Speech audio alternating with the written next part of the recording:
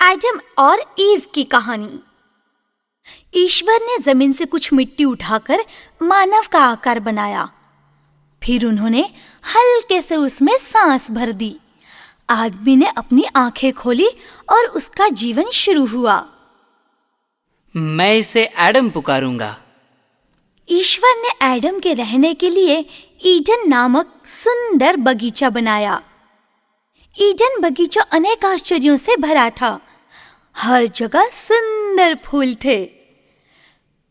पेड़ों पर पंछी गा रहे थे, घाटी से झरने बह रहे थे और वहां कई तरह के पशु भी थे।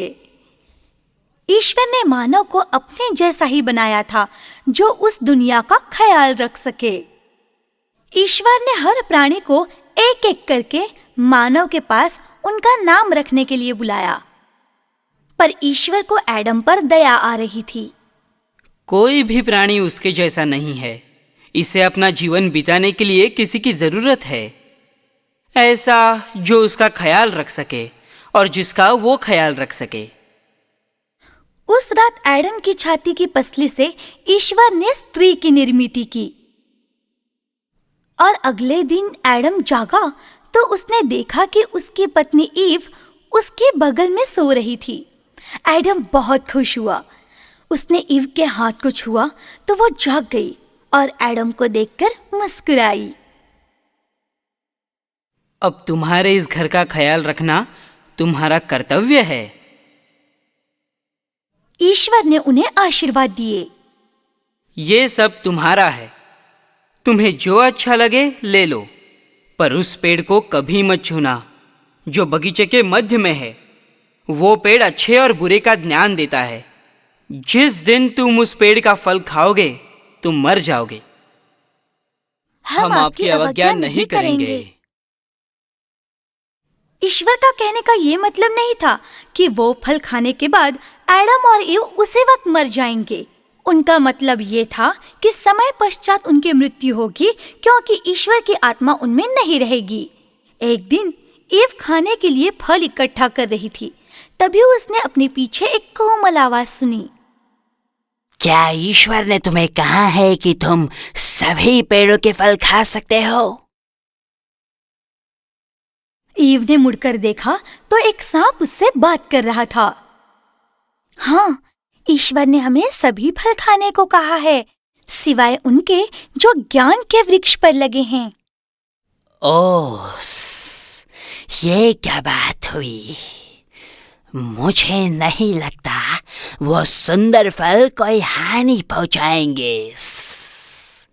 ईश्वर जानता है कि अगर तुम उस ज्ञान वृक्ष के फल खाओगे तो तुम ईश्वर ही बन जाओगे और खुद तय कर पाओगे कि क्या अच्छा है और क्या बुरा।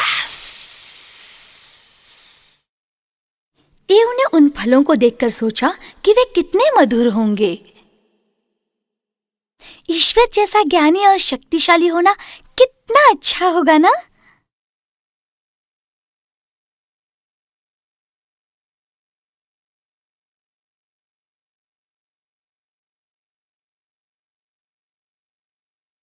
सांप ने कही झूठी बातों को सच मानकर उसने वो फल खा लिया।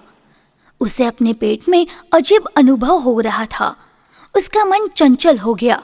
वह समझ नहीं पा रही थी कि उसे क्या हो रहा है। मेरे पेट में बहुत दर्द हो रहा है। मेरे साथ कुछ अजीब हो रहा है। अचानक वो अपने आप को दोषी मानने लगी। उसने ईश्वर की अवज्ञा की थी और वो जान गई कि उसने कुछ गलत किया है। जल्दी से कुछ फल उठाकर वो एडम के पास ले गई। एडम, ये फल खाकर तो देखो। वे फल खाकर उदास सन्नाटे में बैठ गए। वे फल खाते ही एडम और ईव में बदलाव आ गए। दोनों नाखुश हुए और ईश्वर से डरने लगे।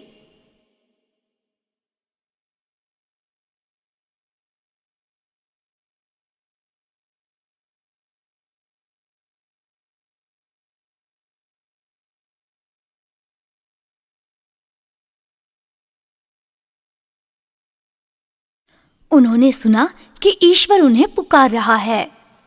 चलो छिपते हैं। हाँ, ईश्वर से छिपना ही होगा। बिना कुछ सोचे समझे दोनों झाड़ी में छिप गए, पर ईश्वर जानते थे कि दोनों कहाँ हैं। एडम, तुमने अच्छे बुरे ज्ञान के पेड़ के फल खाए? मैंने उन्हें न छूने के लिए कहा था ना।